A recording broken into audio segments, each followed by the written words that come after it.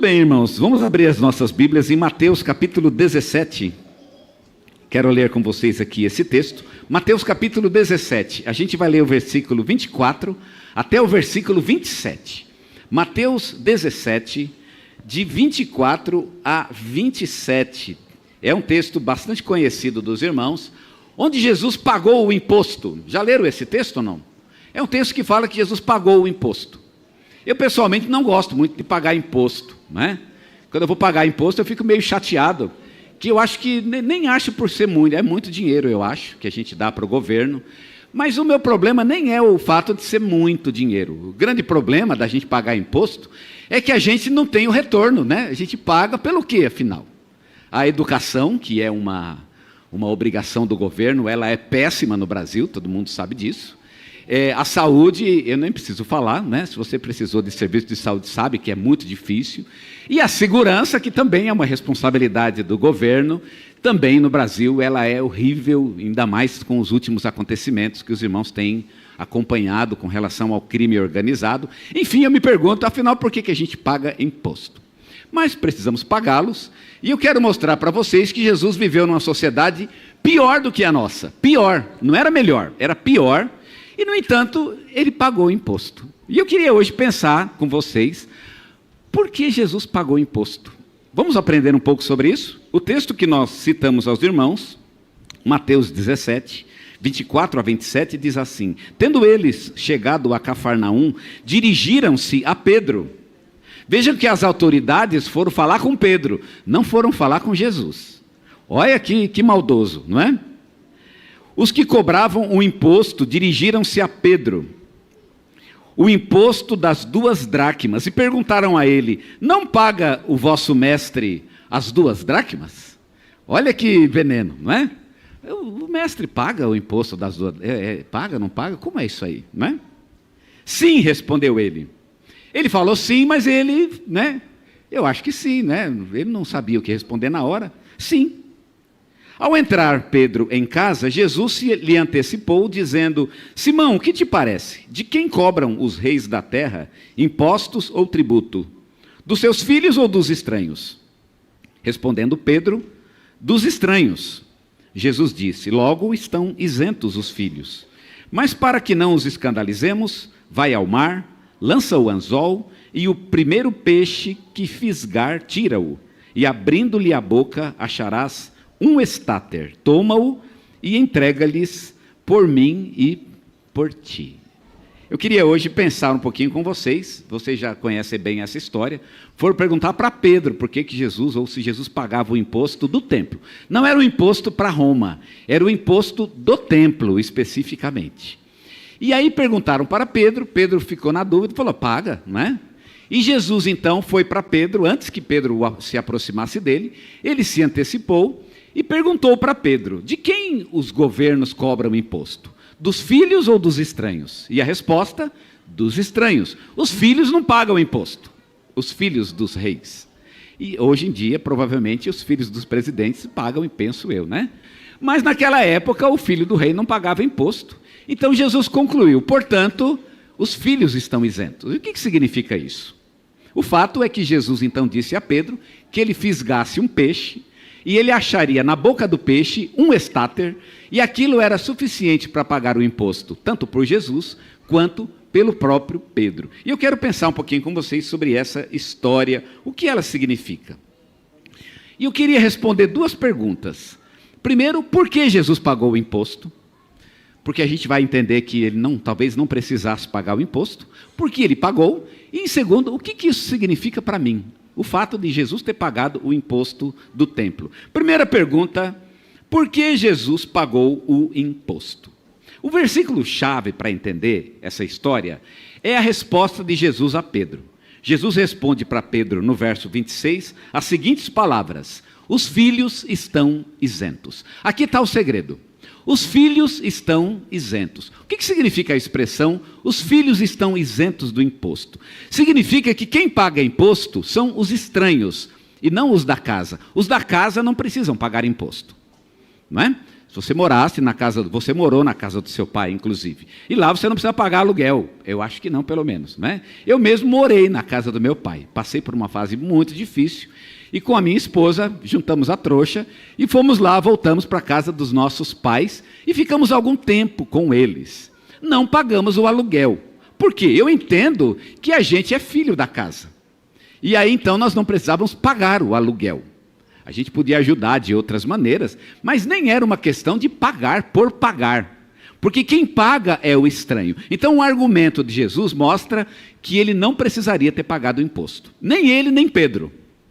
Porque na ideia de Jesus, ele e Pedro são os filhos. Nós somos filhos de Deus. E portanto, a gente é filho. O templo é a nossa casa.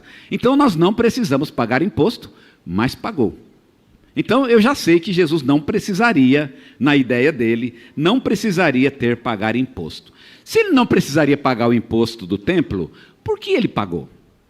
Ele pagou, e eu quero mostrar qual não foi o motivo. Primeiro, não foi por uma obrigação divina. Deus não estava obrigando Jesus a pagar o imposto. Ele não estava cobrando isso de Jesus. Quem cobrava de Jesus eram os homens. Era a tradição. Era o judaísmo, era a religiosidade que cobrava de Jesus uma atitude que ele deveria ter, mas Deus mesmo não estava cobrando isso dele. Jesus tinha no coração uma distinção muito clara entre o que era uma obrigação da sua religião.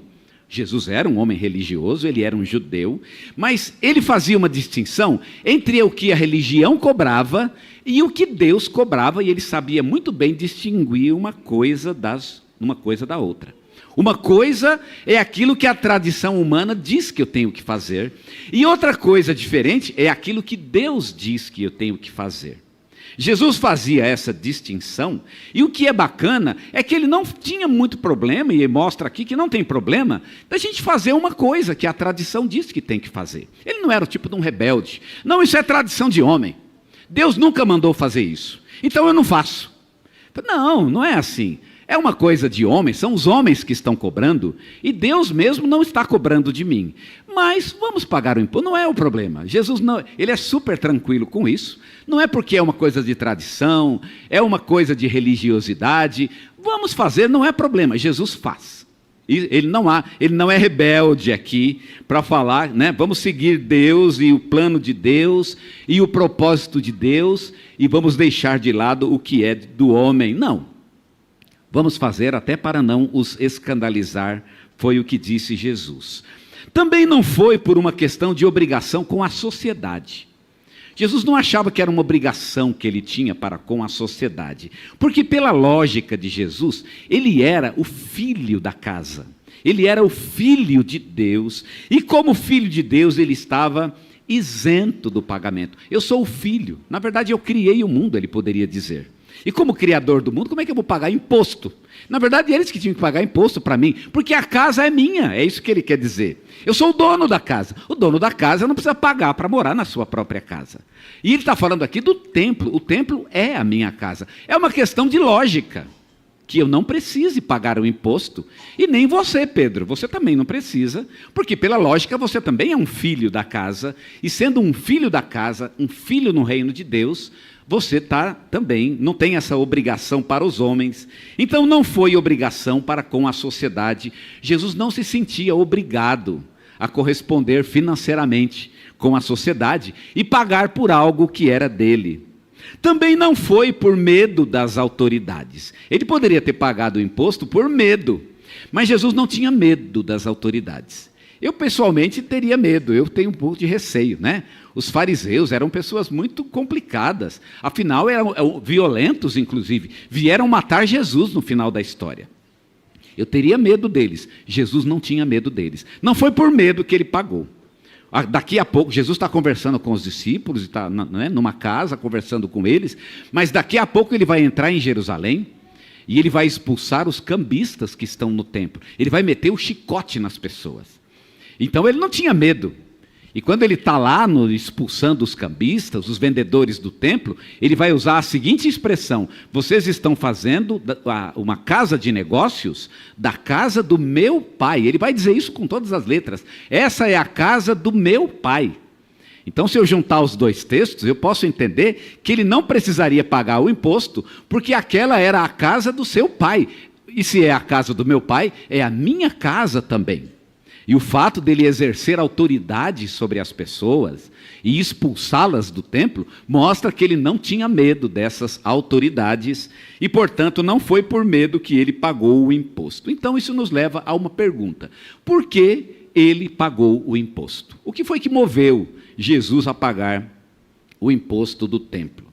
E para responder essa pergunta, nós podemos fazer isso, responder de duas maneiras. Primeira, isso não é tão importante.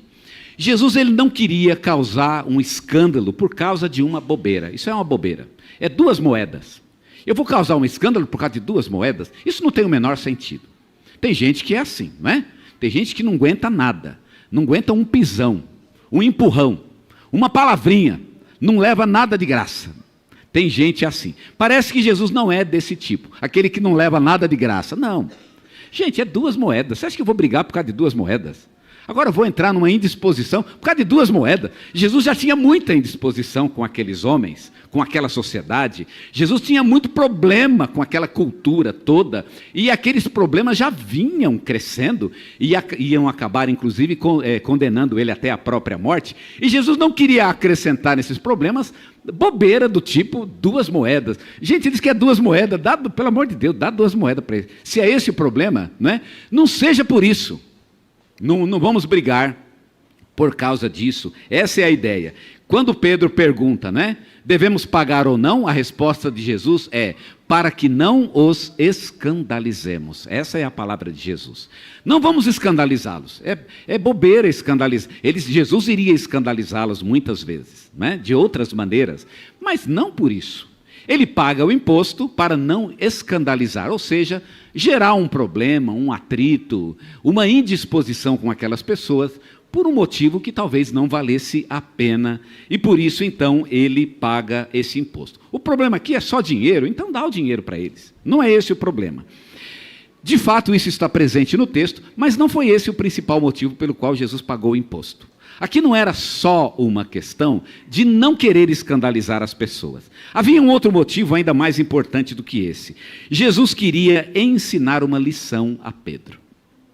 E é sobre essa lição que eu quero falar hoje com vocês. O que Jesus queria ensinar para Pedro? Jesus queria ensinar algumas lições. Jesus viu naquela cena, naquele problema, naquele conflito que se estabeleceu, Jesus viu uma oportunidade de promover um ensino para Pedro. E Jesus não perdia a oportunidade de ensinar os seus discípulos. E agora Jesus viu uma chance de ajudar Pedro, mostrando a ele algumas verdades muito importantes. E que verdades é essa que Jesus queria mostrar com essa experiência?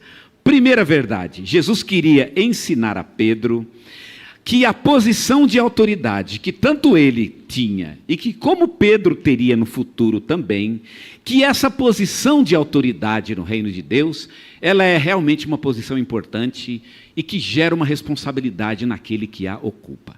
Uma responsabilidade de saber como agir diante das pessoas. Jesus estava dizendo o seguinte: Pedro, eu sou uma pessoa de autoridade, eu tenho autoridade. Eu posso fazer o que eu quiser, posso não pagar. Mas a minha autoridade não é para isso. Eu não estou aqui simplesmente para mandar e desmandar, para fazer o que eu quero. A minha posição de autoridade não é para estabelecer a minha vontade naquele grupo, naquela pessoa, naquela sociedade, naquela religião. A minha posição de autoridade é para servir as pessoas, é para fazer o bem. E Pedro, mais tarde, teria ele próprio uma posição de autoridade. E Jesus tinha que ensinar para Pedro que quando ele estivesse numa posição de autoridade, ele tomasse cuidado com essa posição. Pedro, cuidado. Você vai ter poder um dia.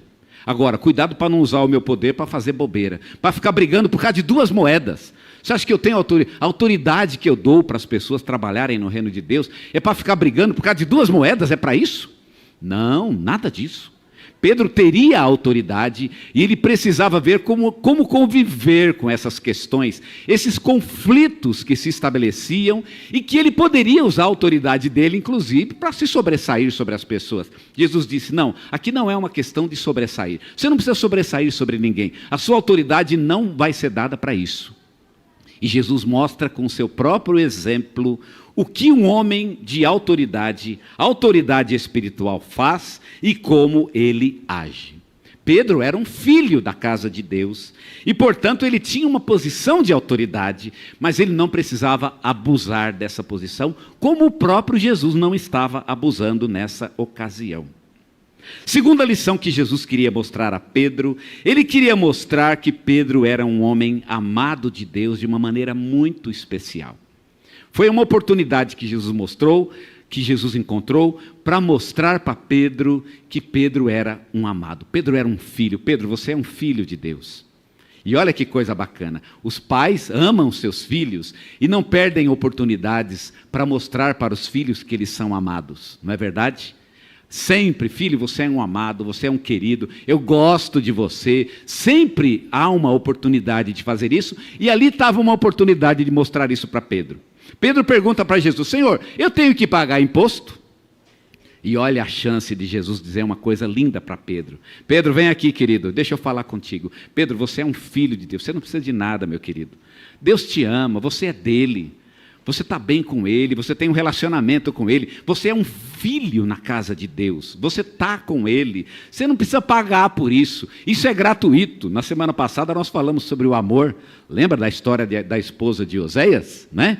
E comentamos na semana passada que ela queria receber pelo amor que ela dava, e nós comentávamos que o amor é gratuito, ninguém quer receber pelo amor, Deus nos ama de forma gratuita. E quer que o amemos também de forma gratuita. O pagamento do amor é o próprio amor. Pedro é um amado de Deus, ele não tem que pagar imposto por isso. Ele não tem um custo, o amor de Deus é grátis sobre a vida dele, porque ele é um filho. Pedro precisava saber disso, e Jesus encontrou ali uma oportunidade de reafirmar o amor que Deus tinha por Pedro. Ele não era um estranho. Olha a pergunta de Jesus: quem tem que pagar, o filho ou o estranho? E Pedro pergunta: é o estranho. Então você não precisa pagar, porque você é um filho, você é um amado de Deus. Você não está na casa dos outros, você está na sua casa. Aproveite do bem da sua casa, sem que você precise pagar por isso. Terceira lição que Jesus, a segunda, nós vimos, ele quer mostrar a Pedro que Pedro é amado por Deus. Em terceiro lugar, Jesus queria ensinar a Pedro que a sua posição no reino de Deus tinha o objetivo de edificar pessoas e não destruir pessoas. E não só pessoas, conceitos, ideias, valores, essas coisas. Pedro não precisa meter o pé em nada. Pedro não usa a sua posição de autoridade para destruir coisas. Pedro seria um líder e, como tal, ele deveria abençoar pessoas. Eu vou te dar o poder, Pedro, e você vai ser cheio do Espírito Santo. E Pedro foi um homem cheio do Espírito Santo. E sabe qual é o primeiro e o maior de todos os sinais de que uma pessoa é cheia do Espírito Santo? É o amor. Uma pessoa cheia do Espírito Santo, ela cura, faz milagre, profetiza, não é? Não é essa a ideia que a gente tem? Paulo nunca disse isso, eu não sei de onde acharam isso. Uma pessoa cheia do Espírito Santo, ele é milagreiro. Não, uma pessoa cheia do Espírito Santo, ela tem o maior e o primeiro de todos os sinais de que o Espírito habita nela, ele ama. É por isso que que o Espírito nos enche, para que nós tenhamos amor. O amor que vem de Deus. Uma pessoa cheia do Espírito Santo é uma pessoa cheia de amor. E Pedro precisava entender isso. Pedro, você tem que amar as pessoas. E amar as pessoas significa compreendê-las. Elas têm limitações. Ela acha que está certo. E você vai fazer o quê? Você vai chegar lá e falar: você é um idiota. Mas você é um tonto. Olha o que você está fazendo. E já mete o pé e já tenta. Não, calma, vai devagar. Não é? Trabalha junto com ela, vamos no tempo dela. Você sabe que aquilo está errado, você sabe que aquilo tem que ser mudado, você sabe que aquilo não foi pedido por Deus. Ela está realmente fazendo um papel idiota, mas vamos ser idiota junto com ela. Caminha junto, vai com calma, vai devagar. É isso que Pedro tinha que entender. Pedro, vamos devagar. Não vamos meter o pé na ideia do imposto, não, vamos trabalhar devagar. Deus não está pedindo isso de nós, mas vamos fazer assim por quê? Porque a gente precisa caminhar junto com as pessoas. dentro das limitações dela. Paulo disse isso, e era uma estratégia que Paulo usava. Ele fala, quando eu estou junto com as pessoas, para aqueles que são judeus, eu sou judeu, e se é gentio, sou gentio também. É escravo, eu sou escravo junto com ele. Eu caminho junto, como se eu mesmo fosse escravo, mas na verdade eu sei que eu sou livre. Eu sei que aquilo não é daquele jeito, mas eu vou caminhar junto. Lembra quando Paulo tinha que explicar se come comida sacrificada ou não? Não sei se você reparou, mas tem uns 3 capítulos para explicar se come ou não come. Paulo, pode comer comida sacrificada ou não? E aí Paulo vai 3 capítulos, né? E vai falar, e fala, e cita exemplo, e fala do seu próprio coração, e no fim ele responde, mas peraí Paulo, pode ou não pode? O meu negócio é o seguinte, pode ou não pode? E a resposta no fim, pode. Você quer saber se pode ou não pode? Pode. Pode. Agora, você não leu tudo que eu escrevi até aqui? Leia. O importante não é aquele versículo que diz pode. O importante é tudo que ele falou antes. Paulo vem caminhando junto. Gente, vamos entender, não é assim. Tem outras coisas. Eu não estou aqui para meter o pé e mudar hábitos e costumes. Não. Vamos conversar com calma. Vamos mudar com amor. O discipulado, a caminhada junto. Era isso que Jesus estava ensinando para Pedro. Pedro deveria usar a sua posição para ser um ministro de bênção sobre a vida das pessoas. Como cristão, o dever de Pedro, e como um líder da igreja, o dever de Pedro não era acabar com o judaísmo, com a tradição humana, mesmo que essa religião, essa tradição, de alguma forma, estivesse contra ele. Não, isso é contra mim, é contra Deus, é contra a religião. Não, vamos devagar, vamos devagar. Pedro deveria cuidar das pessoas e não ofender as pessoas. Ele deveria ser paciente com os hábitos, com as tradições, com os costumes das pessoas, porque o próprio Jesus estava sendo paciente. É por isso que ele paga o imposto, para dar esse exemplo para Pedro. Em quarto lugar, Jesus queria mostrar para Pedro, e talvez aqui esteja o grande segredo desse texto, para entender por que Jesus pagou o imposto. Ele queria mostrar para Pedro qual era a oferta que Deus estava pedindo dele. Afinal, Deus não estava pedindo aquelas 2 moedas para o templo. Mas não significa que Deus não estava pedindo nada para Jesus. Deus pedia sim. Alguma coisa Deus estava pedindo. E o que Deus estava pedindo? O quê? Então, o que Deus pedia para Jesus? Na verdade, Jesus, e se a gente pensar bem, na verdade, Jesus não pagou o imposto. Essa história ela pode ser entendida da seguinte forma. Um sujeito perdeu uma moeda no rio. E aí o peixe viu a moeda e comeu a moeda. E aí Jesus foi e pescou aquele peixe e usou aquele dinheiro. E se isso realmente aconteceu, significa que quem pagou esse imposto foi o cara que perdeu a moeda. Aquele cuja moeda caiu do bolso e foi parar no rio. Foi esse que pagou o imposto. O que não é nenhum problema, porque é assim que funciona a nossa sociedade. A sociedade ela tem uma quantidade de dinheiro disponível. A gente não inventa dinheiro, né? Existe uma quantidade de dinheiro que circula no Brasil e esse dinheiro está em circulação. O que eu faço é eu pego de um lugar e coloco no outro. E Jesus está usando aqui um método que eu chamaria de um método capitalista, não é? Ele tirou o dinheiro de um lugar e colocou no outro. É assim que funciona o mecanismo deste mundo. As 2 moedas não necessariamente são minhas, não necessariamente partem de mim. Mas por quê? Jesus não tem nada dele para oferecer? Não tem uma coisa que ele possa produzir por si mesmo, por seu próprio coração? Algo que esteja na alma dele, que eu posso dizer, não, isso realmente foi produzido por Jesus, e quando ele dá algo que vem dele, sim, isso existe. Para os cobradores, não fazia diferença de onde vinha o dinheiro, como aliás não faz diferença para nenhum governo. Importante é que você pague aquilo que você deve. Por quê? Porque eles só queriam de Jesus o dinheiro. Era só dinheiro que eles queriam. E o pior, 2 moedas. Eu tenho muito a oferecer. Jesus podia até dizer isso, né? Eu tenho muito a oferecer para este mundo. Não precisa. Nada do que você oferece, nós queremos. Nós queremos, na verdade, 2 moedas. Eu acho que sendo Jesus o Criador do mundo, E o Senhor do universo podia até pedir mais do que 2 moedas, não é? Se é só uma questão de dinheiro, pede mais, afinal. 2 moedas? É isso? É isso que vocês querem de mim? Jesus está perguntando. 2 moedas? É sério isso mesmo?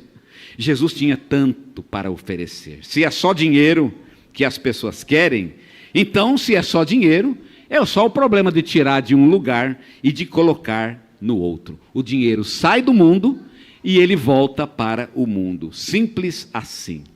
Mas o que Jesus tinha para oferecer? Ele tinha para oferecer sua própria vida. Ele podia dizer: Pedro, eu tenho algo melhor para dar para as pessoas. Eles pedem 2 moedas, mas eu tenho muito mais a dar a eles. Eu tenho minha própria vida para dar a eles.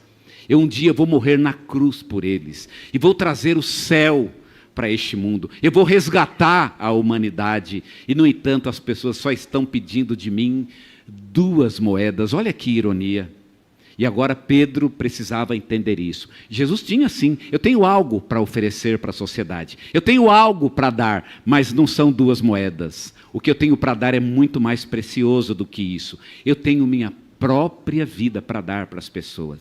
Eu fico vendo muita gente se aproximando de Jesus para ganhar 2 moedas. É só o que quer de Jesus, 2 moedas. Mas Jesus tem tanto mais a oferecer. Se o problema é só 2 moedas, então pronto, né? Jesus está dizendo, vai, ele ensina a pescar, não é?